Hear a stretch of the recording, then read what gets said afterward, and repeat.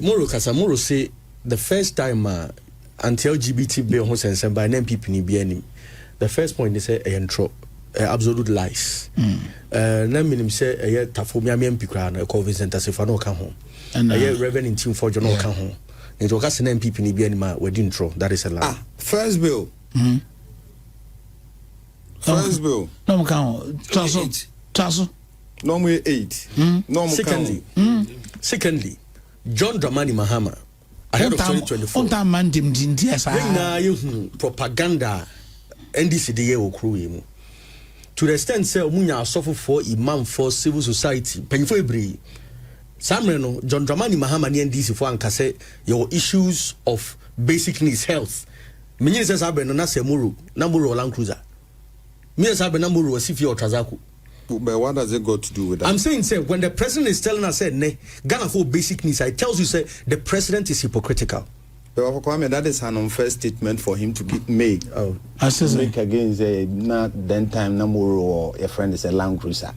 It has no relation with that. So, best make us my personal life. The main person may can say, in any way. Not Ghana for you, and Ghana for you now.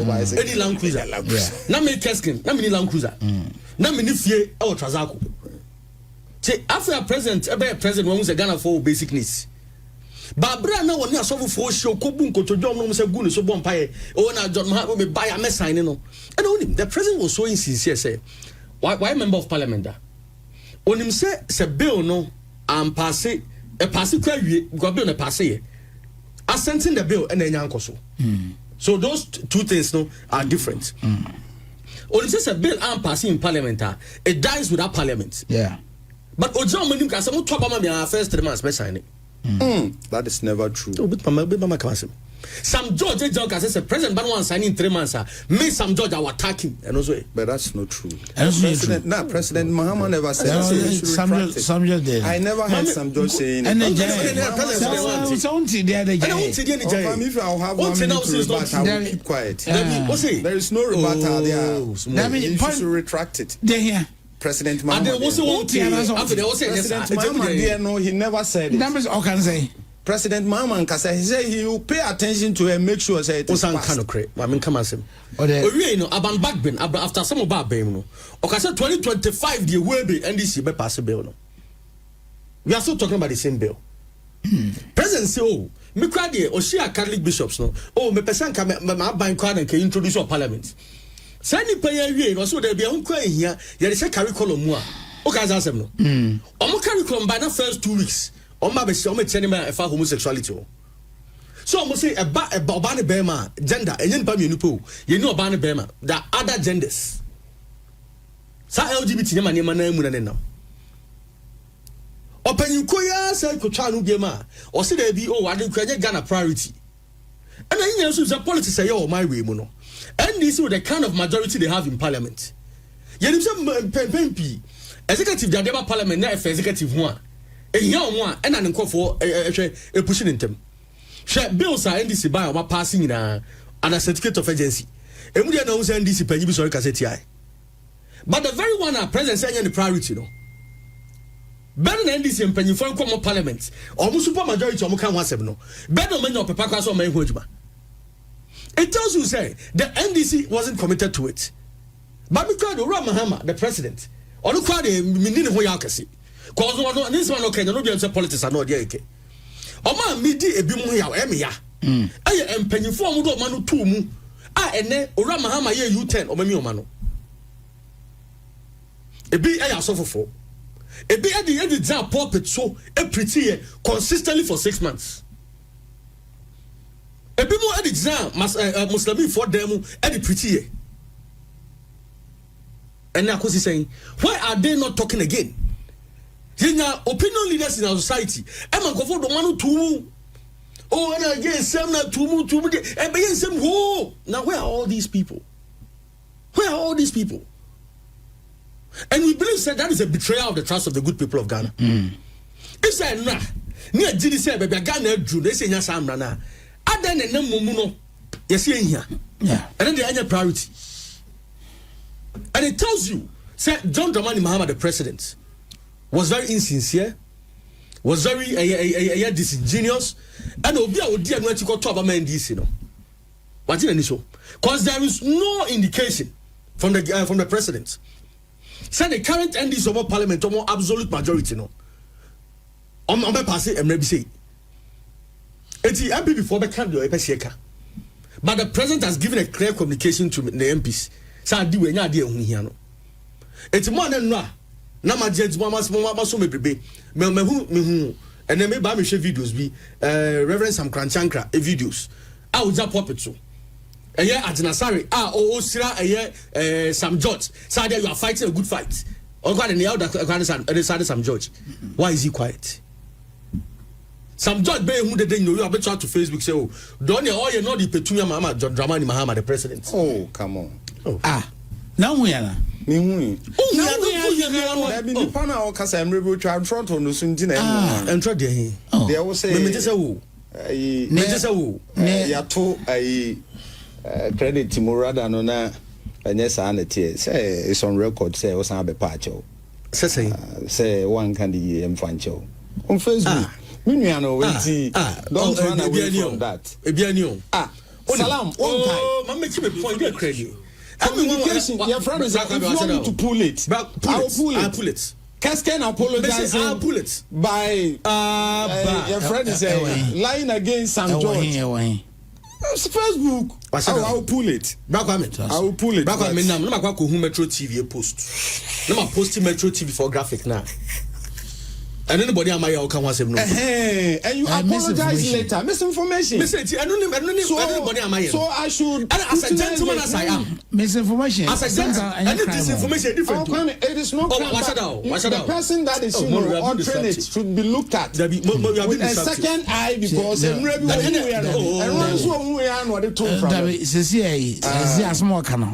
am witness to it. Once you are witness to it, I will let it slide. And John Mahama the president onu kwa yenhwe with the fourth eye some dey so second eye o kaso ba teachers for automatic reposting I go say next for automatic reposting o kaso oba say to be oyi onu dey obesan and o say the priority onu kwa o say me yenhwe with the fourth eye and this other me inconsistency even me am a gentleman me do to me so okay adi say na obu post here Metro 4 car here masesa no who issue with it na John Mahama on the own team nya the courtesy to come and apologize to Ghanaians. John Mahama the president oh na do friend na do sa onka yesu buja nka we before me pa mama come makasa wallahi alaji ba omi ade bia me ka me boa Alaji on your excellence on your vice president we Alaji ba omi me ba me pacho Alaji ba omi on your vice president sister no I want to say sister dey Ghana sister now why tari so we show more to say why tari say drivers no ometi so ada say the adem VIP fast about to I'm also already crying I'm traveling there almost 10 hours oh and VIP pa there on VIP on but no me tell you this ho yem mobo chance nkran kwa no so na onam nkran kwa o de VIP kwa e de kwa enye na kwa here about for 60 miles I'm sure the commitment to finish it have to talk difference 2 years in my na yeah na 2 years sabre ke 2 years we have 4 years on kan kwa na on kan atonso entia on tu kwa me konkran me fa flight me fa form me fa form ela because on tu kwa kabe nya no o fa form yeah me konkran me fa form ni kabe nya fa form yes kabe nya no so tu kwa kabe nya power sisa ni me se tu kwa kabe nya borrow nkran no dey miss that is true when it is coming from you or coming to say when it is coming from you justify but 8 years na mo say na 8 years and this am so 8 years na mo ya o kan ebesi ayi ebi didi e fra was Linda do na Ghana si na ye MP sa ye wo mo asante memo ade ye see e community roads panikai enye yi gabia sare o kire da na John Mama so si MPC Almost say Ghana na nkasa. Me Leonard no. E why serious na say yeah rules no dey yeah community rules and so on and so forth. Kwame oh back to opposition Musubaiwe expressway is still me and you because to come to president can say or say overcut sword president can overcut sword no January. I say January this year. No problem. I delay Ebeba. It will come to serious. Before President Mama has a power, see the express. Hey, sir, Pablo, ne bufu pao. The statement that or make it about Trump. Obaji said, all kind of crime. It seems like it's a crime against humanity. Of course. Yes. So because the whole civilization would die tonight. And you know, in terms of Poblio. And that's what I can say on friend. Because all Pope or do Obama because that's what we can do. We need to make I said Tamana Dr. Brian Champon, episode talk, snit, hotels here, gua, say. Yeah. 1 2 hotel no you. Let me say any. So, but you see, that was the posture of the NDC. So, some time back. Then, okay. But now, also, before they had call the next 50 years, the next 100 years. Yeah. I didn't know instant. Okay. We don't give a damn. Yeah. But then short-term interest. It's a bit a tiny about. Baby corona. Avina Ojo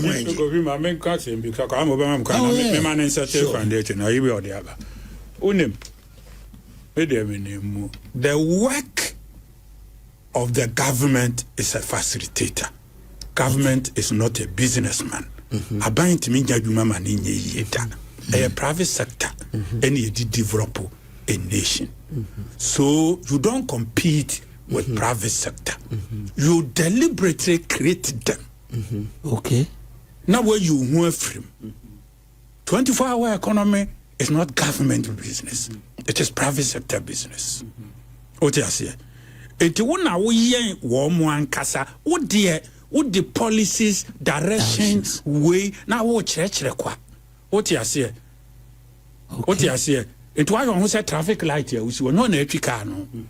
Wona wo kire say we wo be ko ha as already gina ho e the problem beba when we say the city na wo nhihye na wo strategically wo position wo ko hu bibi wo baby no be frɛ private man na wo ye wo mo.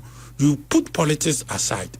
Politics ne dear a circuit to be what porta bi kwa and the no the akanyina nipa no you identify certain key people whether MPP or NDC PP do be free babia what you say now what they know aye na fe wo de wo mo about even MPP person can team up with Ibrahim.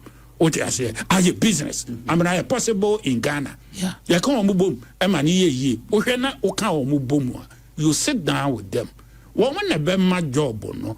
80% of cases, or maybe a developer a private sector, individuals, na ye. Oh ye we are a buy with problem. Campaign say me be create jobs. Oh what you say? What create environment? Yeah.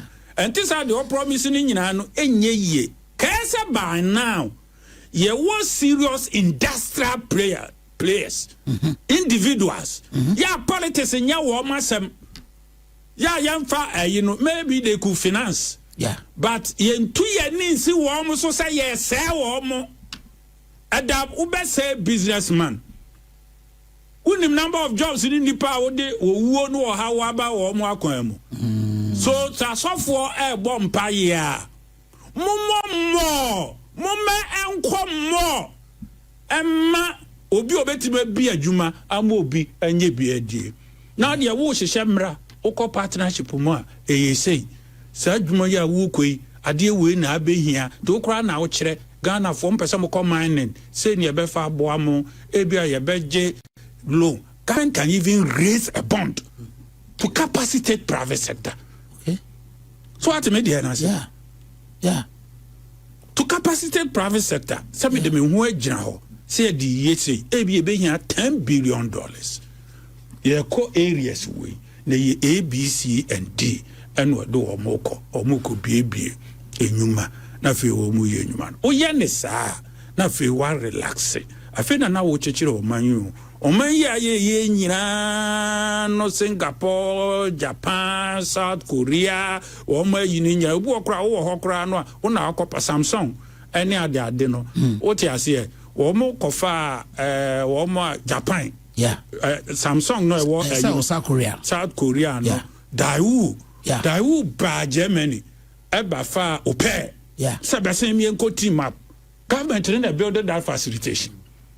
I see. Na no mo nko ye adwuma no. Oni ne bege na fe wabo no man na feasible. Oh yeah, it is coming. We be ka say the abrofo na ye bia no. Ye ka say be ya e betumi aye.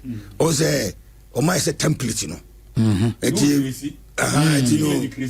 Yes, it is almost on my idea. I didn't say it's a started from scratch. Yeah, but that's what we call innovation. Yeah, you pick what somebody has done and then you add something to it. Yeah. That's why innovation. We don't need any invention at the moment. So hey, exactly. But this year, Kwame say. You was also now begin to come be president. Yeah. Eka ibi tia kolebiaka. Esana kan. Yes, the tia ibi tia kolebiaka no ka enso hawo. You be say tia omo munya adwuma ka. Now come for how can it be done here? Yeah. It's possible. The tia is possible ni say me tia usika sisia. Sika ready out of beto ade. Yeah. Say bi obi o ye adwuma bia bo so no tua ne ka. Or the third day wujaso. Yeah. I was so happy listening to President Mama. Yeah. I think last week or so. Yeah. Or early this week. Now what can be said? Utia contract a car. Yeah. Sekano repo effect. Yeah. Bebekwa. Now no car side chicks. Side chicks, you know. And fantastic. Yeah. You know, side chicks now, you know, a man for be fun the light side on best that day. But I know his communication skills.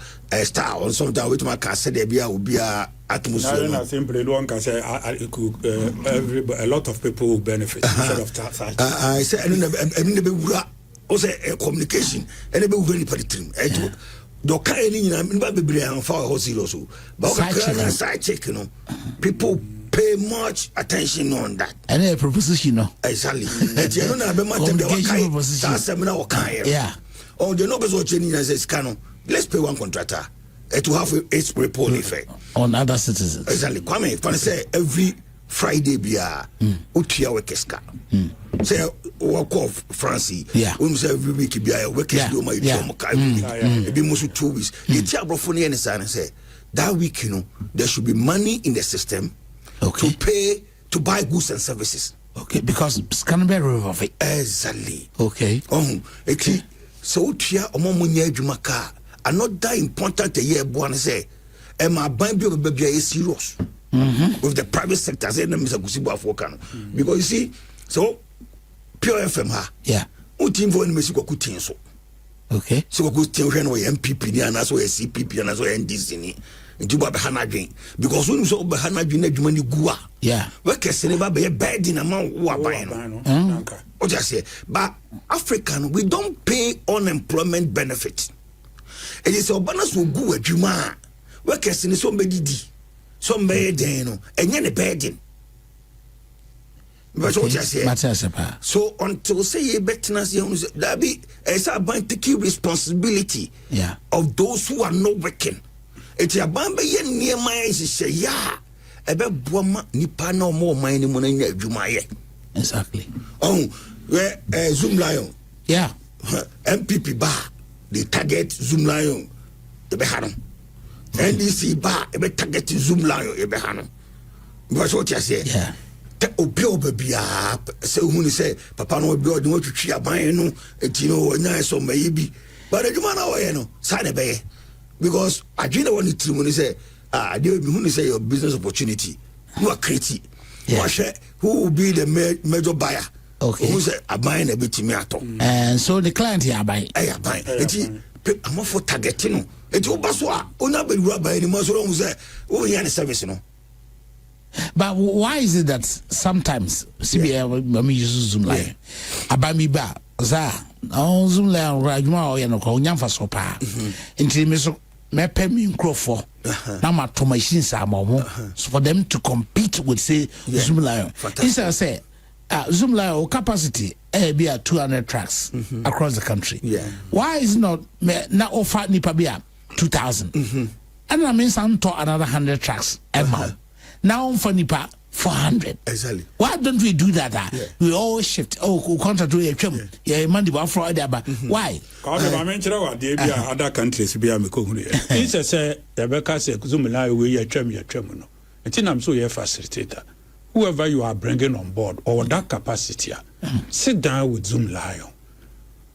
Rename the company. What I said to me today for fraud. Okay. And so until the DB can companies be. Okay. So what I say. Yeah. I say no more for CNN any I see documentary there. Yeah. In collaboration with CNN. Into one capacity no. Oko be any DNS in terms of your competitor do and I say maybe na dem ba ya. Or we will make it to 19th. Find a way of bringing them together. What I say, if you cannot win the war, there will be more casualties. Okay. Why don't you make them your friends? Okay. What I say, I don't do American Iran, war. They will become friends. They will do big business. This is international geopolitics. I want to give me that. I want to give not to move Benyeska. That's so really no Fesca. I would say it's America Fesca. Iran so Fesca. Oh, those they'll be casualties. Oh, yeah, casualties. Oh, some of us within them, no, be any baby, best as name, but they will still benefit. Oh, exactly. The benefit in the long run because it's a full. A ball a cost. Almost in the producer. And they say 2 months, or money, 2 months, be account and insurance companies are also benefiting. Who are the insurance companies? American companies. But see, honorable. Will be a ton the bomb and then one say, Bashasi. I say, you almost are company nearby, and also very friendly. And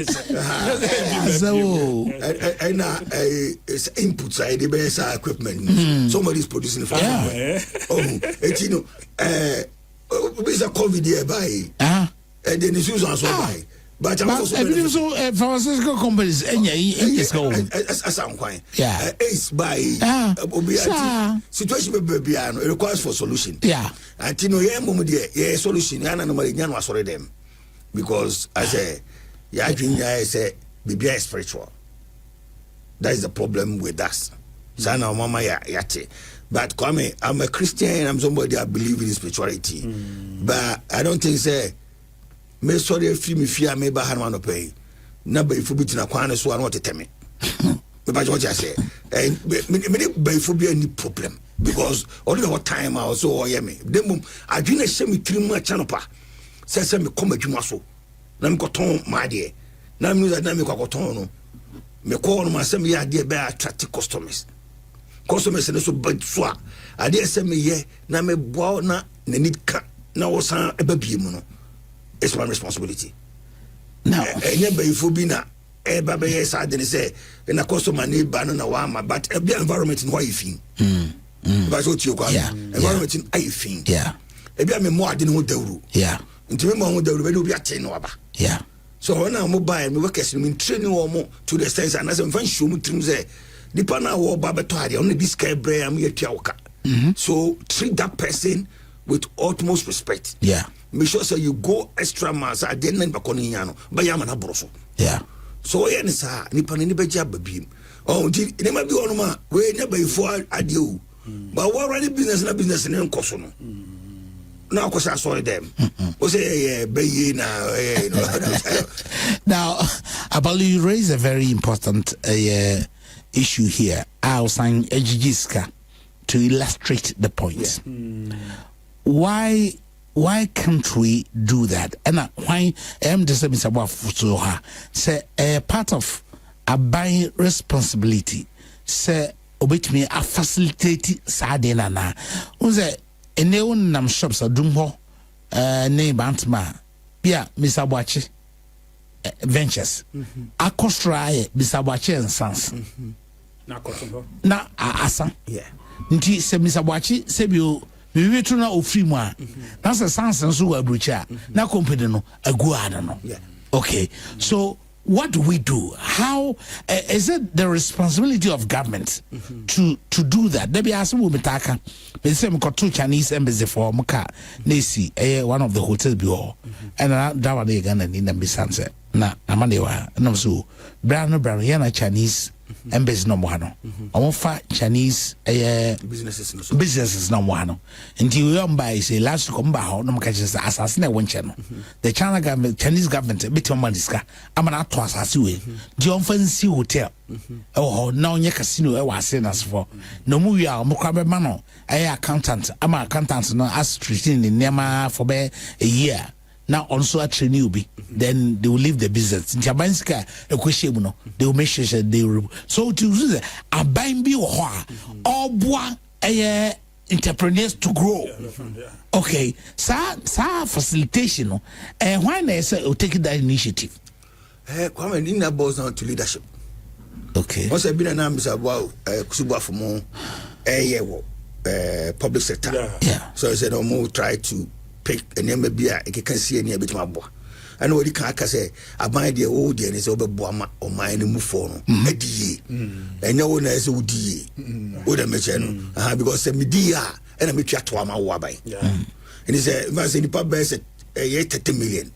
Kwame, I say it's in our dreams 30 million. I don't pay a move 1 million. Ubia kuta 50 cities. Next year, can't boom. Eddie beer Juma, even 50 million cities. Yeah. Now what about the 100 nearby? Say 100 million. Yeah. It's even 100 million. Yeah. But me teacher ni me dem 100 cities akokosha side ni. And for so ba me nyabi. Yeah.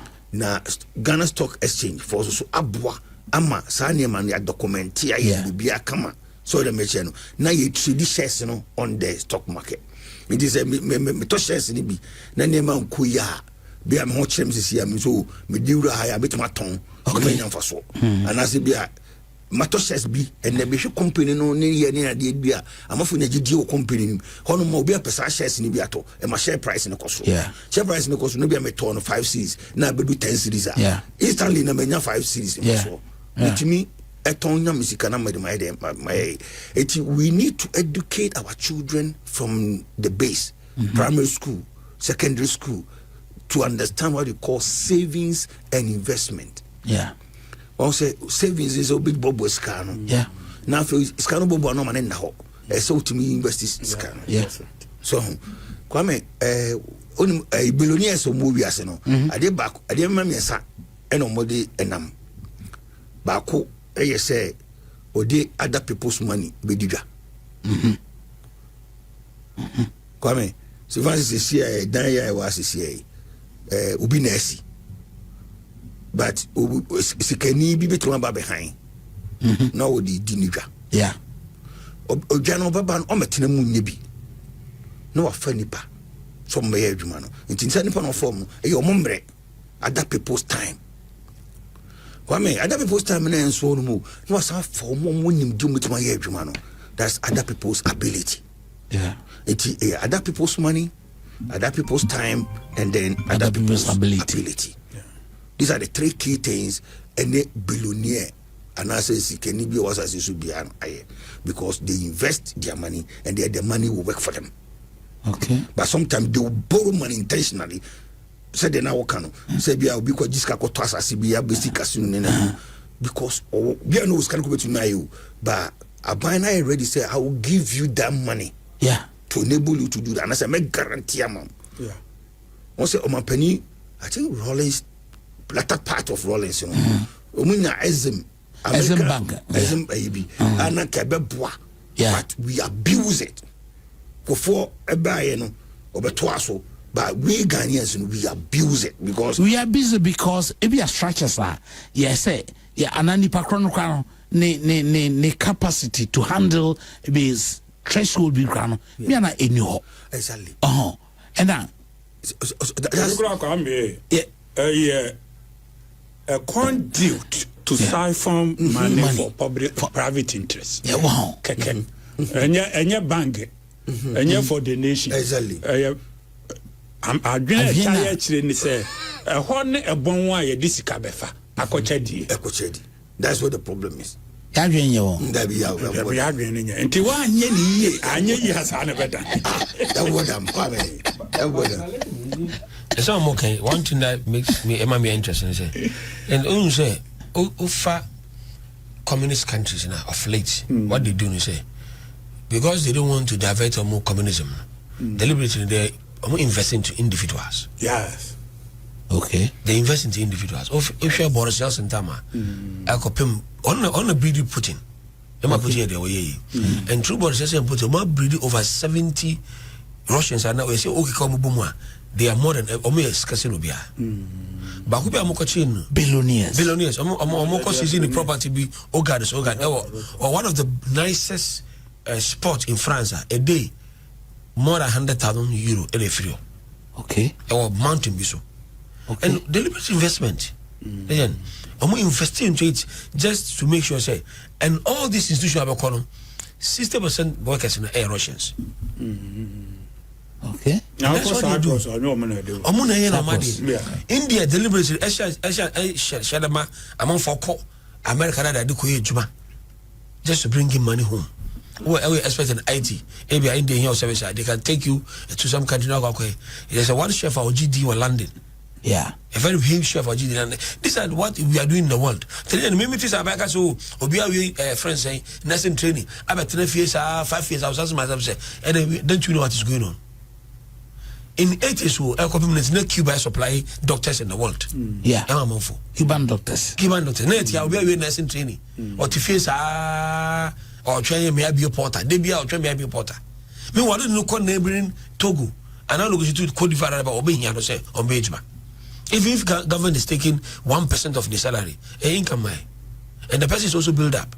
And the family remittance about another fee, if you be relieved. Let's go check what Bank of Ghana remittance every year in this country. Adapt to our GDP. Yeah. It tells you how Nipa one shed a cry say individual no I'm relieving the burden on this country. But consciously, yeah, you so you your program in the development for sure will be to say Ibrahim Mahama. I will say Brian Champo. I will say Canada, Japan. After you marking and others are mere entrepreneurs. Can also by now, only don't consider compete you. I agree with you. Council man, only don't consider compete. What do you think, say, tuning Bujina or say, Tinchina, and they say, or secure land, Dimadogo, and I'll build that town over Nigeria. Tinubu say, no, I'm from $7 billion investment. I want to find it, sorry. I want to find it. The party, I didn't know buy. I said, I'm more competitive. I don't see politics in you. I don't see politics in your spirit. Yeah. What do I say? I see you as a business mogul. Yeah. Your duty is to create jobs. Yeah. What do I say? You are bigger than ordinarily. What do I say? You can reach out to more people. And then I don't say you may be an IAE. I don't say you may be no about politics. You did do attempt. No be there was a way. It means it is not good for you. Politics they want is security. Security be. So officer one can go join the political and protection and one day obe go na listen and most of them go join the politics so they collapse because who say and obe to say papa obe chairman of MPP Mribajum CBP ni papa say Antrak right Antrak it's Antrak company how many of them stands okay some businessman in the time era the last of Poco trading Poco transport Naira power one way all of them they are gone because abandon farm they are buying finance to a tax money. What they are growing? Obi is company are employed by 500 workers. na ne interest follow to a standard on to the tax. You should know say also support to do. Because the moment the company collapse, all these 500 people become unemployed. Exactly. It becomes a burden on the state. But in this country, okay. State into unemployment benefits. No, but the point is that when they are unemployed, it's a threat to the state. It's a security threat to the state. Maybe say pure unemployment benefit as on my. That's why Tasman and Baus. The burden is only more resources to provide security. Because me running my accounting firm, Ireland. Me who da say business being to me to an task in Jacoto Tunis name. All that they would do is to sit you down and find out why now can be out to or task after they want to mention. Yeah, they will come and understand the business. No more so okay. Oh no, side way, say the bow. Now it's my business a day. A journey now so it's be a capacity. And I said, do co-training be account. And I say, you employ people. I know I buy neighbor triangle for the cow or me a German amount, but I buy the funk of be technical people be or more why you're making a bomb business and I you know because we have mistake now lose. Sir, workers now. Apart from so big unemployment benefits, it goes against that government. You say, oh, I'm about Bermuda as a company. Unemployment, yeah. Okay, Kwame, when say Ireland, someone employing per 50, a ban headline. Just people as well. They say, says, oh, there's a new company at Cork. I be employing per 50. A ban headline. Big news. But I know better to a Caribbean farm because I buy those BBM free. So, what happened to government agencies like Ghana Investment Promotion Council? They are promoting foreign companies. Oh, just say they are because PCB who say me I don't know what they do. On office so how say bia gawo ko o ha na ka bia ese GPC for about na person new doing one year will turn over name the challenges or yes aden yeah and I say omo me who be that honestly but who na ya mo fa ya hwenti omo makra January I say to me na say as omo sakakra or aggressive everyone I must say because first pano January na minimum January no and a senate the way omo be bow so no mo be say I say now frustrating banana because no judge man not two adwuma so but say now say Musa say they are toning down a little bit but still like not enough so they me say no e so mo tia say business no ho no ma ana mo be revenue no but what just say say business ni ho no on ji revenue no jakwe so o jacob bo aban na zen because no test gama we na o tetini say Kwame is to be fine Nepal Ghana we for workers bear 10 no me adwuma na any back on so a savior because na me nia ayi kazi say go for be nursing omutiti fi omunya adwuma nye my desperate bear 5 years in 4 years in 3 years in omugo bebrebe this will be adwuma no for new bear 5 and 10 can was a stable situation you know Nizani pano eza obuano now so money etimi kipu the workers no na yes okwa eze bia okwa tete no ko ha no na na dadia obetu to adwuma nim you said that no dey uti I tell ba ko te o me say me nu ha mesra yo o hwe thinking chart pa obi adwuma a wo dwene ho Ojija no mo mte wo no mo nwini sa o me mete wo minister ro hwe kese a wo mo ye wo mo nwini sa o wo mo politician wo businessman wa kese da dabi ya mo musa Dr. Kwakuti no no ma bie nyuma no obetimi asore be 3 am so da be 1 ebi o da be 1 course obenya ni meetings a wo be ko any pressure one so we free way we kotua we ka o metua tax we yet tun we say mu o asemo yet hu machine we ya say yo ya so no ya you know edi e bia na man for say o man go for politics no for security no probably as a sanctuary Absalom sanctuary yeah o mo kwa kope o mo ho bambo keke o di ase because only there a free no from thinking too much. And this are idea, be a competitor, say ubon say business mo be Guinea na me fa he oh enti da bi obeso ho da ya so how many of them say ka wo year appraiser how many of them even understand the ministry ya as a minister, deputy minister, or whatever it is? Yeah, they interview there are people be a bedo ma code radio so akokasa me ni omu ministry ho na knowledge talk and information I me one e bi kura na do so sene wo mo de no when ya daji atan ho achian wo mo de no obi ho kura no e boy ya wada o ko holiday wa ha we tira de e bi di go bi mention program that so can you remember search check oh program how can be a friend search check so sab well you know kura no be ma no kura no sab e bi kura be ceramika obema no kura no unu ma dwen da no so a etimi akopeja yeah obema no kura na wira ho what be there na say so the businessman there me kura ya na yem ngwa kura say ebi kura no mutimi etimi no mo ewo at a certain point in time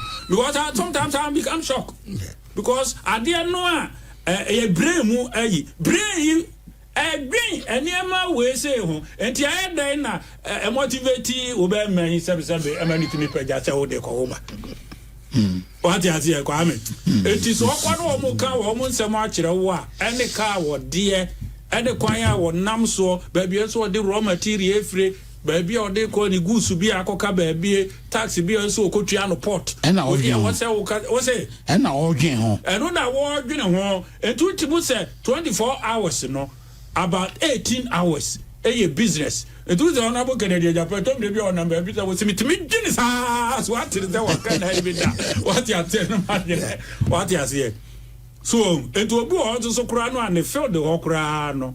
1 year, the other crano, Koyan exams or what? Obe Fedi. I want the field or no one filled the north or no ministry or no. Okoyan interview or one. Okokan, what can be actual. No call the baby 80 businessmen there nyame dowa and on my private sector a stronger one and businessmen entrepreneurs nyame dowa a chedi nyapa no no bia Israel ho ade nyina e ho no ni gina Israel and on other countries ni nyina copy wo mo so I don't wo mo copy wo mo eti unya saade ni wi a enti na America ne yonko pa ni Israel no yeah ideas no e ho no mo na free eba what ya enti Donald Trump wa mu se de wo sitie ono ne or run presidency no like a business what ya say a business no oye no a semblance of business the business ma wo fra do kura no offer da unyame o ti no ka say 2 minutes 3 minutes kura no and one thing I say cool your businessman say so share and the modern what there I'm say techie approach on the receive type a drug and here or person or my Turkish a competitive advantage over any other companies we are outside tech so the maximum tax or moji and I'm got interest on even loans and do 5% on companies yeah number 15%. Well, make sure say most of the things are going to be produced in tech, you know. And I'm so on it's not part of EU, European Union, you know. Or to be sanctions on for European Union, as far as me produce micro.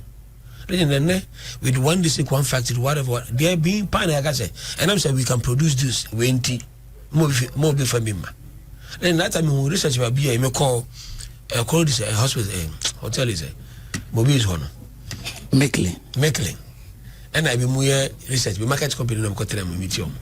And obi ko analysis on what I ensure package one free techie ba. Obi go free techie ba no. Obi say for sources to be produce no Ghana. Sachet water. No sachet water, they all bottle. Bottle water. So obi go find free techie aba Ghana. No sabe ton no Ghana no. Obi for sources they obi produce no Ghana. There's a cost of production in Ghana very high. And 3 things: interest, energy. Interest as in bank interest. Bank interest. Now, let's interest. 1 million loan. 1 million is for such business. Now, with the beginning, the amount of interest of 20%. And to capital, our liability number for 1 million, 2.2 million Ghana. Yeah. The big our export benefits. Turkey has an export. So, yeah, I say, we be a better tax. And the company was challenges me, by the time I establish it, I got so better at the profit, not a debtor, palu, which you know, easy. Now, Mr. Gwalum. Yes, sir. Okay, I'm still on the. How do we then cultivate the ethics of joining companies? Okay, where Tambene say a shase say enino we've seen in Kumasi. Oh, Papa, we now the business flourish you or free mu and run anti business uncle beam. I don't want to mention them, but we all know. So they die with the businesses. And the succession plan rano. And share that any was screaming and Bibisara or Bibisara and Bisanza. Nanti say was a uniwa. One partner who which the amount. Why not what training one partner or behavior a job because when I owe you baby, when I sign check, when I baby, and this only what happens. The last time I record that hospital. Now and no, I want also a so where do we start from? How do we understand that? Okay, come here. Also, Ejuma de wo na wo be start Ejuma no. Wa was start Ejuma no. Na vision e bibia kutawo. But as wonya o trim say Ejuma no be build the systems. Enye wo na be Ejuma no bim. Kwa sa wo tiase. Okay. You know, wo bi Ejuma na so far the right caliber. Also, first, because say you need 3 components. Yeah. One of them is other people's time. These are the workers. Yeah. And then other people's ability. Ability, yeah. And you know, it's all for the right kind of people. But do we have the right people in Ghana? Because above all, my phone me can say, "Oh, mama, baby, Ejuma. Second, and you only got an ear, Ejuma. Oh, baby, systems, you know, will prevent it. Okay. But your systems, you know, also prevent it.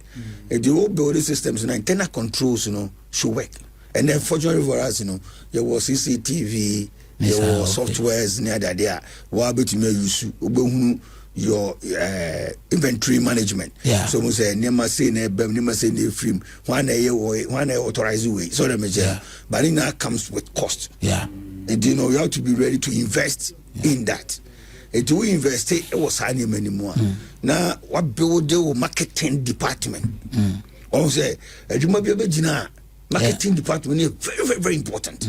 But make I say about 80% of businesses in Ghana or in Kumasi. Any marketing. Marketers we have sales. And so we have sales and then we have marketing. Yeah. But if you be sales or marketing.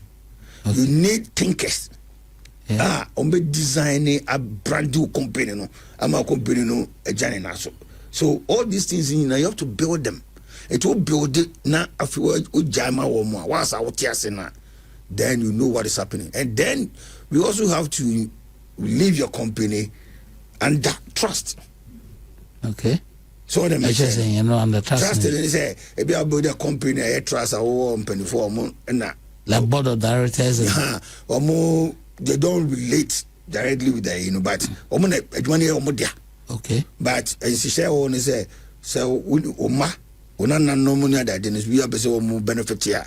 Scassi no mutuum to Ukrana, sir, any shiny day. But you know, say, now we are not in Neba, but the Bano man, the co school about or Manama age money view. Also, the Banama may doctor. But what I say, the Banama may be something different from. No, core business now. You know, the Bano involved in the day-to-day run of the business. And I mean, yeah, don't go. Yeah. Now, I'm a quiet doctor. Do I be jai medicine or about don't go in the future? Yes, say so. Omanetia say, Obano Babaye Juma or don't go.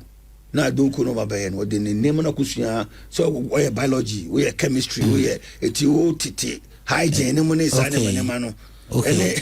So it learn what I feature towards a human away. Sibia Maya Donko, Jimmy Baba Kumana Kusia, more of a biochem. Or no, obey how to combine other herbs at a donko. Yeah, or no, but me, Akusia, but basically, you might not necessarily need the person to go and learn biochem. Okay. But which Mamma Kusia be marketing. Marketing, okay. or but accounting. Okay. Anything relating to ICT or something like that. And you know, or bar. And not psychology. Okay. Also, psychology, but psychology is very, very important when it comes to even marketing. It is a woman who sees a man no bar or not about the impact, but manage said man say from the base. No, okoskunya no ba opon no ye adwuma no training woman and now we ankasa so training no na ma se uja company na de show yire nsa. The problem I remember money to me grow, and there's only the emotions here near my baby. And my emotions here near my baby. And now I could be sharing anybody who see and I will say mission so and I my easy car and they ship business more and they won't thing. Oh yes. Until you say it might be a new never do a bad in some most of the money struggle. Most times, you know, they don't want to invest. Yes, because first come here for now, we are trying. Believe in the software. Exactly. So come here, Juma. Say we are professional. And I never could a higher business, you know. So we don't want to pay people the right amount of remuneration. Sorry, I said. Because I didn't say me check what we can. This amount. Yeah, favor. Exactly. So now, that is money 10,000 a month. That way. And now, what's our money? But on a car, them now you're rating 10 chain. And now, when you use a car, and now I say, can the dear? Oh, complain. So, running business. Now you're a can't be. Come here. You can't be away there. For your competitor. What's your better? So, it's a October, it's your bad, and I say, Emma, here say, Sako, when you were the man, a be good. So, it's Nina, yes. Okay. Say so, one can say, you may run, opposite Jumano, when you hold no man, a demand at twice or there. Yeah. As so one can say, university, yeah. Oko training. You pay money to go and listen to seminars and all. You have to go and listen. Now more for kakano way. Now it's all pay proper advices. Yeah. Or lawyer. Oh, maybe I want to me and recruit a lawyer in the company. Yeah. So we no lawyer be. Oh, day in and day out about to advise. Man, be I mean to na more be about lawyer advice. Okay. If you want to do business advice. Yeah. So a business. Now there be now the wajana koye. That be all sign bibia. So lawyer shim. Na lawyer no so all retaining no. Ho no ma is a busum bia wutua ne ka. Enti wutua sa lawyer ne ka. Bibia ba obi no ka lawyer no want to me for you. I mean, for example, being there, Kwame to say, for higher peer. Yeah, higher peer. Station. Maybe I won't need this machines here or DSC. Or we in the Juma. But a single voice will change the destiny. Yeah. And this are the water to Nina. Yeah. When to any Kaya, maybe do be free, maybe I Kwame da be free her. There may be changes. Yeah. Serious one. What you say?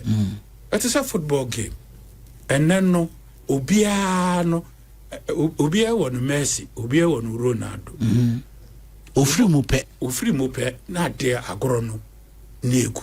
So I made the say, Ubu on more beer or no crowd on tea business asset. Oh, but to winning the equity on my way. Tibino, the Oba Bayer, you know, crown wait, the beer. My fan say, Ubia win your Jumaye beer. Yeah. And I'm a dinner barbeto. How is it benefiting you? Yeah. What you say? It be as any panel, it was a retain. A big crown, Mbappe no crown. You try to castle the watcher and the ball. Yeah. What you say? The watcher and the ball, big crown president no crown. You try to castle of the club. Yeah. What you say? You will nip a name nipper be war so. Rare. Yeah. And they are serious strategic asset of every work. Okay. When you be a wajumano, obey any said dear and coso. The talent no the talent ni unique. A yes from Kokura. We a game changer. It could be in politics, it could be in the church, it could be in business, every endeavor in this world. Okay. What you say? Okay. So Bemua, Ebia, Unya Noa, Ebia now listenership, Ebe 100 there. It could go into 1,000. Yeah. Ebia no advert here 5 wa. Will be say, Ebeko be 10. Yeah. And now 20. Yeah. So there are a lot of things in this world. If you a businessman now, you tap into this idea. What you say? Talent, a very, very serious asset in our system when it comes to business. What you say? We name oba. Makwabi onya dwuma ye bi ya one nam ha friend kwabi adinkrana. Makofena betra ha ono obodwe ho ha. Se be me de kan sam ko. Yes what ho no no ke kan de ope. Oja unim ka me boy ya me de to mic. Unim ka me boy ya me de to computer. Unim frequency bo. Unim we bo. But these are things that can be purchased within 1 month from a shop. Yeah. But that talent, can you use one day to create it? Okay. This is the reason why we are suffering. Now, A businessman must create his successor before he leaves the scene, even when he is alive. Babu mukura ewum.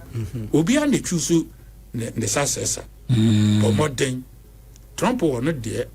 A friend of Baron Trump ketu be now be oba be kekan be Baron Trump. Of course is any papa no idea. Man creative Putin. yeah. Government. Yeah. Benjamin Netanyahu. Man creative no. Yeah. What you say? Intina nenkrofo busa Jesus Christ said, "They say Isaiah no be bad be. Why won Isaiah? Is there for crap or Isaiah?" Inti miribia wunya no a eye asset ye de na chew. Wa bon ho plan. Now, my main point. Now the munko na yenye policies. Huh? Me say munko na yenye policies. Oh. Oh yeah, I'm must respond you. As legend. Yeah. The problem with business is Dr. Kesken and say the problem I mean say most businesses are built around regimes. Procurement procurement entrepreneurs to a large extent. And he said regime SSR usually their business collapse with the regimes. I can give you countless businesses. Talk of RLG away. At a point, now it was the most flamboyant business. RLG away. Rolanda Gambiri. Hope City, RLG phones. Yeah. Away. Because it was built on a regime. That is the point. Okay. So that's why. But is this wrong? Make I say wrong. But I know some breed corruption. And when you build a business that has its foundation on regimes, untimin ka say successor. Because successor I don't need the kind of connections I want. It dies with you. Okay. So that's why some businesses a good term. You say a year papa or and kukoi Dako Farms. Yeah. It's been years. Yeah. Because that it wasn't built on a regime. Okay. What I say. So the business models in here, that thing soon nasala me person that be economies of scale, your production capacity. Yeah. Let me share figures be and appear say just within last year 2025, Yamadian kwa cry about $170 million. Toiletries about $200 million. Abra a year KTM on car say the restriction but to imports no. We got Guta for me did. Guta imports for a year about $10.6 billion. How can we survive? Because we have businessmen whose business is not to be innovative. Their business is to buy and sell. Some businesses say distributors of businesses established outside the nation. Yeah. I say 24-hour economy. I believe some producers are buying a baby B, an aggressive nationalization drive. And the Mr. Kusibu for 10 cities are emu ACs because China. The reason is that Niamana here to tell you that China for a producing. We are producing nothing. I know His Excellency businessman. By His Excellency, produce generators. So we got 12 China now. Okay. What I say? So we are merchants. We are not businessmen. Yes, everything in Tonaton in British. That's why a business is no. ana the business no curves in the cycle no a bit wobbly I say ahoden papa bi anim o just say look Keskin but me correct you David meet you senior in how what they call specialization if you are so to me bibia your baby or your strength will be and you focus competitive advantage so focus on your strength you need capacity to produce but we don't have the capacity to produce at this point in time while somebody is producing somewhere will be because we need it and even the was here and instead of sending it outside we are going to add value the one and you see say okay I say add value to it men found caught in the raw because you gold you cocoa you other the traditional exports and with this line and then be as for mine say be okay you be add businesses stages because me fa gold your mom be two it your mom be two you two be or mom be add value to the primary as then secondary to the tertiary take something like bauxite your bauxite enu bi ni ade bauxite it dey be ne na bauxite you be two na you be add value yes add value to aluminium and then from aluminium to beer cans the lower end the lower end ni na come into also stages and I'll be not lower end now business adewe kwame dog also fun do total production somebody did the battery this one only the battery no chip so let me tell you obi the processor na it was specialized and oil processor so the all come together and put them together and become one and there's final person a friend is what would I say Apple corporation on only there is a becani nyina sambo ni nyina abom na whatever branded so okay by different components we need to say from that end is o ma we be bibia e dey be near wo role ben obi abetimi play ama yetimi add value to what we have. But you see, if I flip the coin, CBM fans your GTP, GTP as a company, calico na white calico no, cry free be Indonesia, painter omodiano, be cry free UK, design. Maybe a design fine, be a local design corner, that design corner, you template this money and baby now local input na woman workers no kwa say GTP ayan to man or crana asan tua workers in aka hunu that's all they 2000 every am question how many thousand so what is the point is no me produce so I want to person be making a point back me ba o me near test kit na hotel doc that Kwame say doc for my immunity no doc Kwame na doc kesken na doc K any na keke doc so we the chena GTP out there reference point it all boils down to capacity Minia Salam Ekandi will say economies of scale. So to me produce so huge volumes the cost per item lower. But what I say because the first cost will be spread to various items. Minimal. And what should we do as a people? And then I say case kabumwa. Which means we receive big money, and then we invest in that company. And in Fidebia, we are be able to me a bois, I bet you produce one.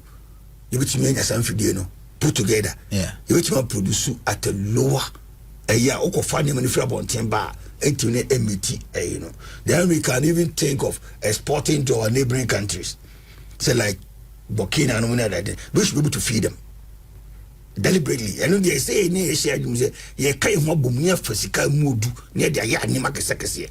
Yan is idea as maybe Yamedia, oh dear Fianma, Yanko Babia, who always depend on imports. And say a buy, they said the cascade say a buy cast about 24-hour economy. A brilliant idea. Yeah. But I didn't boils down to capital.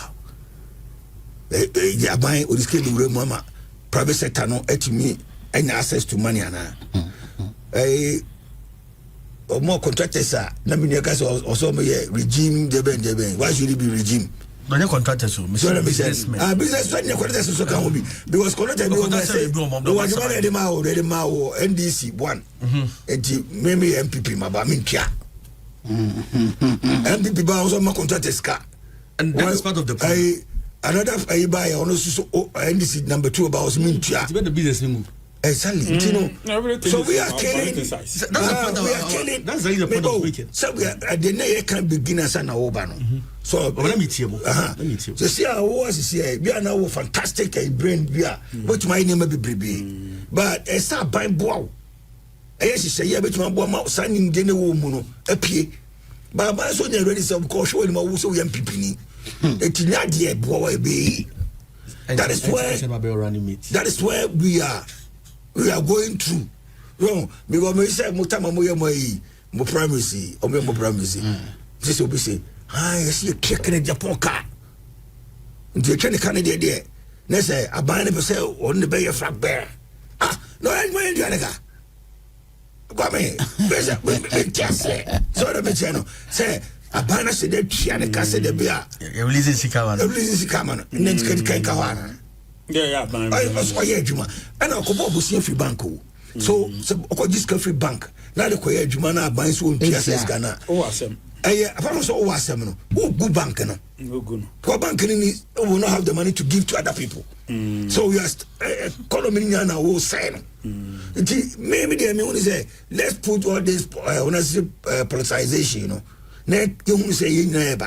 As Ghanaians, we come together, put our heads. The water is too dirty for serious development. The last one.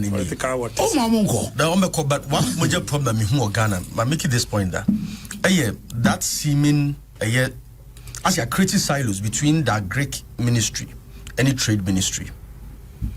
Until say say innovation, no manufacturing, any His Excellency can want to Juma. These are those two ministries. No, if you have read comprehensively the policy of the planting for food and jobs, I have. Implementation the problem. Okay, so by the first idea warehouse. Okay, so the idea was that we can grow, we can warehouse, we can build. So it was a synergy. It was along the line a break here. So now the problem therefore is you be Minister for Trade, Minister for Agriculture, and you be a game of egos there. There should be what I say. Whatever, but trying to do something. Politics.